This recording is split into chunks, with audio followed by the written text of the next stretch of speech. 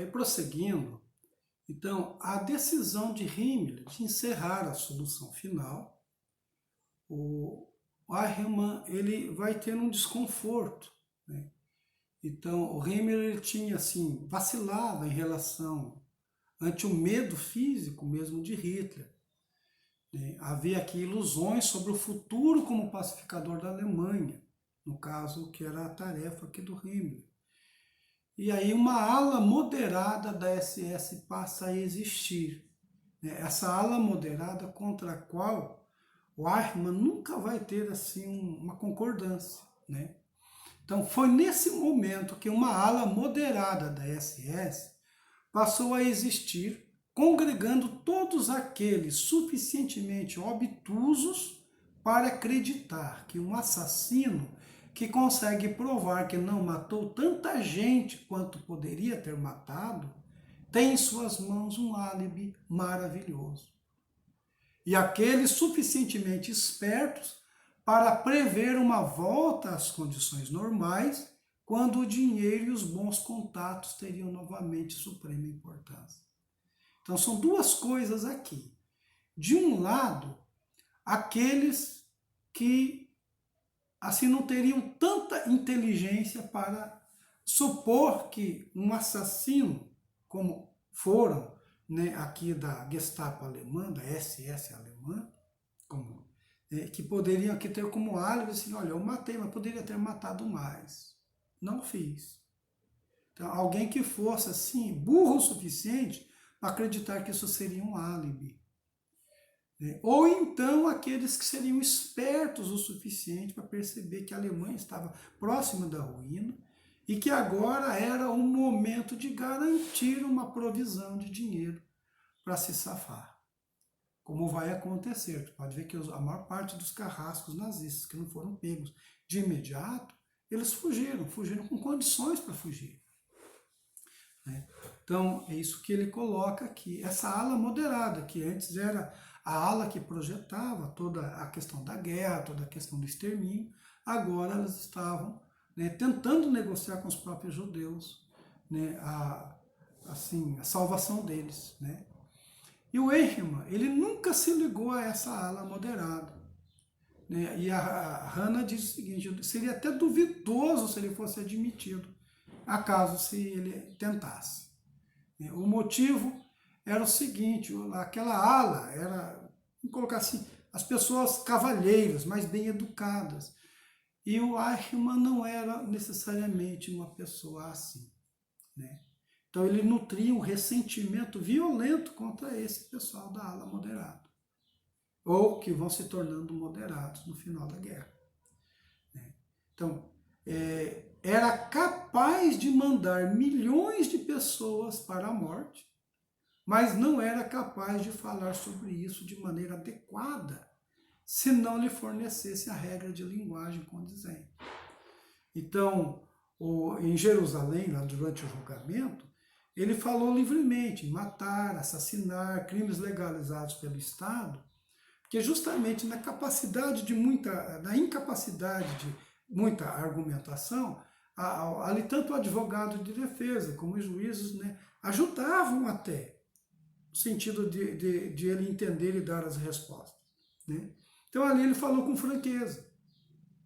Ao contrário, por exemplo, do que o próprio advogado de defesa dele, o Robert Servatius, né, e o assistente dele, né, um cara chamado Dieter Wendt-Tenbruch, né, que disse o seguinte, né, de estar menos chocado com os crimes do réu do que com a sua falta de cultura. A Hannah percebe isso. Ele está muito mais chocado com a capacidade intelectual, né, a incapacidade intelectual dele, do que com aquilo que ele fez realmente. Né? O próprio Servatius dizia, né, assim, nas declarações dele, né, para jornalistas ali, que a personalidade de seu cliente era de um carteiro comum. Ou seja, não era alguém assim que pudesse pertencer ao alto escalão de uma inteligência aí de planejamento policial. Né? Então, esse Servatius, Robert Servatius, né, era um advogado que nasceu em 1894 e morreu em 1983. Ele ficou famoso porque ele foi o advogado de defesa dos condenados de Nuremberg, incluindo agora, é claro, o Adolf Eichmann. Então, e aí é o seguinte, sobre a questão da moderação do Himmler, esse que era o chefe assim, imediato, logo abaixo do Hitler. Né? Quando o Himmler se tornou moderado, entre aspas, Eichmann começou a sabotar as suas ordens. Até o ponto onde acreditava ter apoio de seus superiores imediatos. E aí, quando ele percebe que não tem o apoio de seus superiores imediatos, né, ele também vai tentar aí apelar para o Hitler. Né? Então, suas sabotagens eram objeto de perguntas por parte de Kästner, de Wesley Senne, que eram seus superiores ali imediatos. Né? Então, um exemplo disso são as marchas a pé no outono de 1944, né, quando tem a ordem para não transportar mais, né, porque houve um bombardeio, né, a estrada de ferro, então não tinha como transportar. Ele faz isso a pé, então a decisão que ele toma a revelia de qualquer situação, qualquer ordem vinda de cima. E ele que diz que era cumpridor de ordens. E aí, por exemplo, ele queria cumprir, ele tinha plano de cumprir a Theresienstadt. Né? A palavra é bem essa aqui. Antes da chegada dos russos, lá na Hungria. O que é essa Theresienstadt? Era o campo de concentração híbrido, né? E gueto, estabelecido pela SS durante a Segunda Guerra Mundial, na cidade fortaleza de Terezin, e que era localizado lá no protetorado da Boêmia e da Morávia. Então ele queria enviar esses judeus para lá. Ele queria cumprir esse plano. Então ele vai encontrar controvérsias aqui.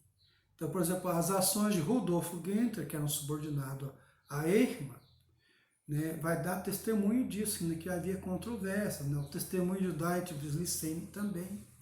No entanto, em abril de 1945, quando todos tinham se tornado moderados, Eichmann buscou se beneficiar da visita de Paul Dunham, da Cruz Vermelha, em Theresienstadt, dizendo que não aprovava a nova linha de Himmler no tratamento aos judeus.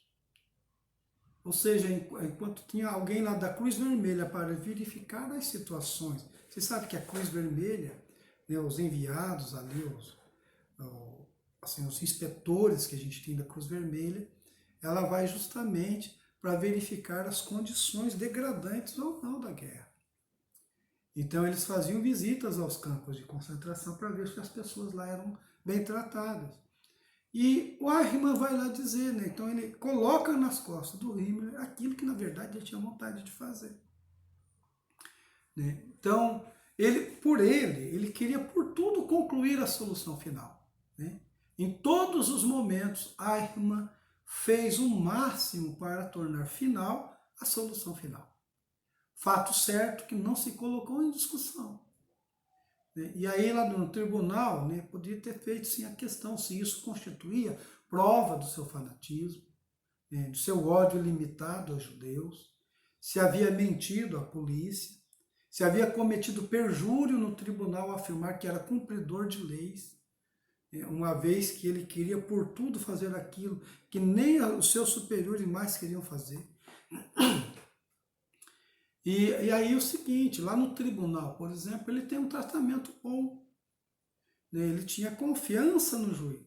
Né? Nenhuma outra explicação ocorreu aos juízes que tanto se esforçaram para entender o acusado e o trataram com uma consideração, uma humanidade autêntica e radiante, tais como ele provavelmente jamais encontrou na vida. Então ele foi bem tratado, respeitosamente tratado no tribunal, a ponto dele imaginar que o juiz estava a favor dele. Né? Eichmann tem muita confiança no juiz Landau, disse o assistente do advogado de defesa. Né? Então, como se o juiz pudesse ajeitar as coisas para ele, né? Atribuiu tal confiança à necessidade de autoridade que Eichmann tinha. E aí ele diz, ó, qualquer que fosse a sua base, essa confiança tornou-se visível em todo o julgamento. E pode ter sido a razão da grande decepção de Eichmann com o resultado final, né? Ele confundiu a humanidade com a frouxidão. Esse é o advogado, aí, o assistente do advogado de defesa, dizendo que ele confundiu ali a humanidade do juiz com frouxidão, porque no final ele vai sair condenado à morte, né? Então ele achava até que o juiz estava a favor dele, né? Tá? Então, a questão da consciência do Reichmann, né? Segundo a Hannah Arendt, né? Pois a verdade triste e muito incômoda da questão era provavelmente que não o fanatismo, mas sim sua própria consciência é que levara Eichmann a adotar sua atitude inflexível no último ano da guerra, como já o havia levado a se movimentar na direção oposta 3 anos antes. Então a Hannah não acha aqui que seja a questão da consciência, né? Ele sabia que as ordens de Himmler iam contra as de Hitler. Então ele tinha isso se ele quisesse mudar, né? Mas ele se recusava a saber detalhes, embora estes pudessem apoiá-lo. Então não era uma questão de consciência, ele tinha, na verdade, uma gana de cumprir aquilo. Sabia das determinações de Hitler a Hort, contrárias de Himmler, para as medidas contra os judeus em Budapeste fossem tomadas sem demora. Então havia contradições nas ordens, mas isso não abala a consciência do Eichmann, né? Quando recebeu ordens de Himmler para suspender a evacuação, ele chegou a ameaçar enviar um telegrama a Hitler. Então ele não queria obedecer uma ordem para parar com aquilo. Então, e aí a briga dele com a ala moderada também fracassa, né? O primeiro sinal desse fracasso foi a promoção de Kurt Becker, né, a Standartenführer, que era uma patente que o próprio Eichmann almejava. Só que em vez de ser ele, foi o outro, que estava subordinado ao Himmler, que ganhou. Então, havia outras patentes, mas a verdade é que gente como ele, né, o Eichmann, nunca progrediria além de tenente-coronel, a não ser que estivesse no front, né, no campo de batalha. Então, com a libertação da Hungria em janeiro de 1945, Eichmann foi chamado a Berlim. Então, lá na Hungria foi libertada, o Eichmann foi chamado a Berlim. E lá em Berlim ele se julgou que seria, então, o momento da ascensão ao cargo maior, mas não foi. Chegando lá, o Becker foi, então, nomeado encarregado de todos os campos de concentração, que era a especialidade do Eichmann. E o Eichmann recebeu um cargo para assuntos judeus, né, especificamente na luta contra as igrejas, coisa que ele não entendia nada. E ali ele percebeu então que estava no fim. A rapidez de seu declínio durante os últimos meses da guerra é um sinal muito revelador da medida em que Hitler tinha razão ao declarar em seu bunker de Berlim, em abril de 1945, que a SS não era mais confiável. E ele percebeu isso. Só que em vez de isso tocar a consciência dele, ele vai usar agora da confiança total em Hitler, não mais em Himmler. Né? Então aqui ele vai falar aqui sobre a questão da força de lei. Né? E a Hannah vai nos fazer entender um pouquinho o que vem a ser isso aqui. Tá? Em Jerusalém, confrontado com provas documentais de sua extraordinária lealdade a Hitler e à ordem do Führer, Eichmann tentou muitas vezes explicar que durante o Terceiro Reich, as palavras do Führer tinham força de lei. O que significava, em outras coisas, que uma ordem vinda diretamente de Hitler não precisava ser escrita. Olha só. Então, é uma lei superior, isso já era lei, era uma ordem do superior, era uma lei. Ele era um fiel cumpridor de leis. Então, isso isentaria ele de qualquer responsabilidade. Então, ele entrou a explicar que, por isso, nunca havia pedido uma ordem escrita a Hitler. Nenhum documento relativo à solução final jamais foi encontrado. Provavelmente nunca existiu nenhum. Mas havia pedido para ver uma ordem escrita de Himmler. Ele está dizendo, tudo isso aqui eram ordens orais, nenhum documento escrito. Mas para o Himmler, que ele já desconfiava, ele tinha pedido, né, por escrito, como a gente costuma fazer hoje. Escreva, faça por escrito, né? Então gere um documento aí que depois vai, né, me isentar de uma responsabilidade, né? Sem dúvida, era um estado de coisas fantástico, e bibliotecas inteiras de comentários jurídicos abalizados foram escritas, demonstrando que as palavras do Führer, seus pronunciamentos orais, eram a lei do mundo. Então, as palavras de Hitler tinham força de lei. E o Eichmann era alguém fiel. Dentro desse panorama legal, toda ordem contrária à letra ou espírito à palavra falada por Hitler era, por definição, ilegal. O testemunho dele, ele dizendo isso. Então, ele era um cumpridor, né, de ordens, né, cumpridor de leis.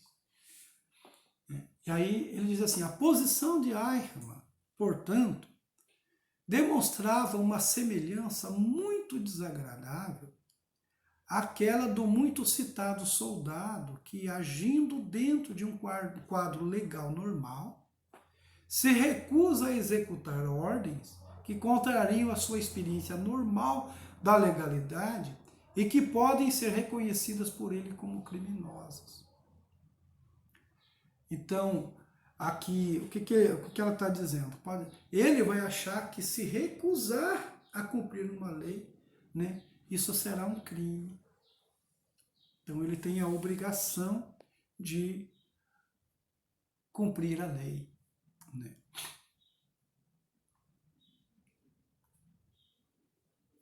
Veja só, repetindo aqui, ó, né, a esse soldado, né, agindo dentro de um quadro legal normal, se recusa a executar ordens que contrariam sua experiência normal de legalidade.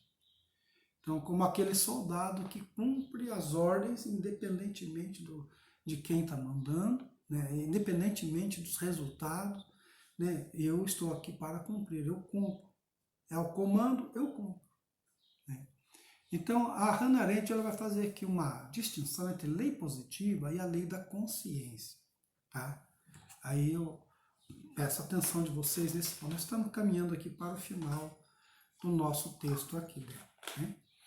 Então, ela diz o seguinte, ó, a extensa literatura sobre o assunto geralmente baseia suas afirmações no sentido comum equívoco da palavra lei, que neste contexto significa às vezes lei local, ou seja, a lei positiva e constituída, e às vezes a lei que supostamente fala ao coração de todos os homens com a mesma voz. Então, uma coisa é a lei escrita, a lei local, a outra coisa é a lei que fala a consciência. Em termos práticos, porém, para serem desobedecidas, as ordens têm de ser manifestamente ilegais, entre aspas. E a ilegalidade tem de parar como uma bandeira negra acima delas, como um aviso de proibido, conforme o tribunal indicou. Então, de um lado, nós temos uma lei positiva, e de um outro lado, a gente teria uma lei própria da consciência. Né? E no caso do Eichmann, o que ele queria aqui? Que sobre essa lei, aqui tivesse uma outra que tivesse escrito lá, assim, isso aqui é proibido. Né? Isso que seria tarefa numa pessoa assim, com uma moralidade correta, uma coisa que pairaria na sua própria consciência. Né? Então, em nenhum regime criminoso, essa bandeira negra com seu aviso paira manifestamente acima do que é normalmente uma ordem legal. Então, em nenhum regime criminoso, essa consciência vai falar. Né? Por exemplo, não matar pessoas inocentes só porque são judeus. Da mesma forma como paira sobre uma ordem criminosa em circunstâncias normais. Então, em circunstâncias normais, qualquer pessoa assim com um mínimo assim de moral perceberia que aquelas ordens não poderiam ser cumpridas. É disso que eu disse. Então, uma coisa é a lei positiva, outra coisa é a lei da consciência. Isso que o Eichmann não tinha. Acreditar numa inequívoca voz da consciência, ou na linguagem ainda mais vaga dos juristas, num sentimento geral de humanidade, é não só fugir da questão, como significa uma recusa deliberada em perceber os fenômenos morais, legais e políticos mais importantes do nosso século. Então, eu volto àquilo que eu falava antes. A Hannah Arendt aqui está dizendo o seguinte, tanto ali para os juízes, né, quanto para o Eichmann ele não ia perceber mesmo isso, mas os juízes também não perceberam, que ali estavam julgando uma pessoa, não estavam julgando um sistema. A barbárie não era só do Eichmann, a barbárie era do sistema, o que levou no sistema a tudo isso. Então é por isso que ela está dizendo aqui, achar que só essa voz da consciência seria capaz, né, passar ao largo, porque a produção do fascismo e do nazismo continua. Né? O Eichmann passou, o Eichmann foi enforcado, os carrascos em Nuremberg foram enforcados, mas a gente não enforcou o fascismo e o nazismo. Então, não foi o sistema que foi condenado, mas pessoas. Certo? Então, o Eichmann, ele tinha uma admiração por Hitler. Né? Sem dúvida, não era meramente a convicção de Eichmann de que Himmler estava dando ordens criminosas que determinou suas ações. Mas o elemento pessoal indubitavelmente envolvido não era o fanatismo. Era a sua genuína, ilimitada e imoderada admiração por Hitler. Era o fanatismo. Ali. Era a sua genuína, ilimitada e imoderada admiração por Hitler. Desculpe, não era o fanatismo apenas. Era a sua genuína, ilimitada e moderada admiração por Hitler, como disse uma das testemunhas da defesa, por um homem que tinha conseguido subir de cabo dos lanceiros a chanceler do Reich. Seria perda de tempo tentar entender o que era mais forte nele, sua admiração por Hitler ou sua determinação em continuar sendo um cidadão respeitador de leis. Do Terceiro Reich, no momento em que a Alemanha estava em ruínas. Então, aqui, o que paira aqui é a admiração que ele tinha pelo Hitler. E, por exemplo, nesse momento de ruína da Alemanha, quase todo mundo foi atrás de documentos falsos. Ambos os motivos entraram em jogo uma vez mais durante os últimos dias da guerra, quando ele estava em Berlim e viu com violenta indignação como todo mundo à sua volta estava muito razoavelmente se arranjando com documentos falsos antes da chegada dos russos ou dos norte-americanos. Poucas semanas depois, Eichmann começou a viajar com nome falso. Mas então Hitler já estava morto a lei local já não existia mais e ele, conforme disse, não estava mais preso a seu juramento. Então não era uma questão só de fanatismo, era uma questão de perceber a voz do Führer como a lei mesmo. Então, e aqui ele vai dizer, olha, pois o juramento feito pelos membros da SS era diferente do juramento militar dos soldados, na medida em que os ligava a Hitler e não à Alemanha. Então era confiança no líder, não no projeto mesmo próprio da Alemanha. Morreu Hitler, a Alemanha não tinha mais sentido.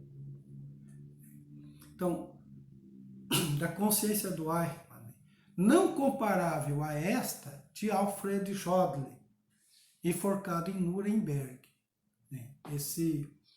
Esse outro carrasco, alguém perguntou para ele assim, como é possível que todos vocês, honrados generais, tenham continuado a servir um assassino com lealdade tão questionável?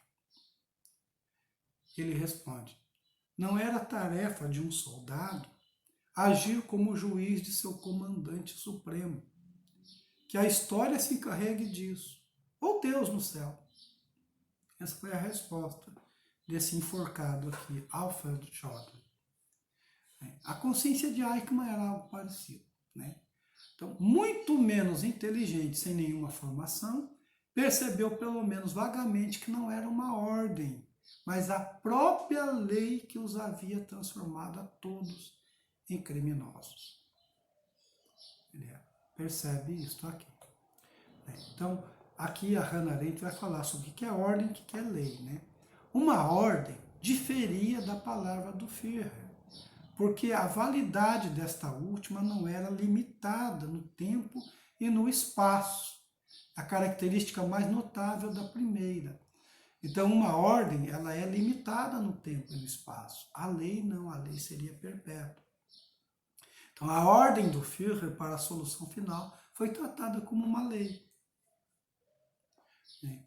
E aqui a Hannah vai dizer o seguinte, então, essa questão do não matar, então, assim como a lei de países civilizados pressupõe que a voz da consciência de todo mundo dita, não matarás, mesmo que o desejo e os pendores do homem natural sejam às vezes assassinos, assim a lei da terra de Hitler ditava a consciência de todos, matarás. Embora os organizadores dos massacres soubessem muito bem que o assassinato era contra os desejos e os pendores da maioria das pessoas. Então, mesmo que esse desejo fosse generalizado, do contrário, mas o Hitler deu a ordem é lei, a lei tem que ser cumprida. Então, e aí a Hannah diz o seguinte, então, o mal, como é que era vista a questão do mal aqui? No Terceiro Reich, o mal perdera a qualidade pela qual a maior parte das pessoas o reconhece, a qualidade da tentação. Olha só, ali o mal deixou de ser uma tentação, porque era uma prática. Era uma prática.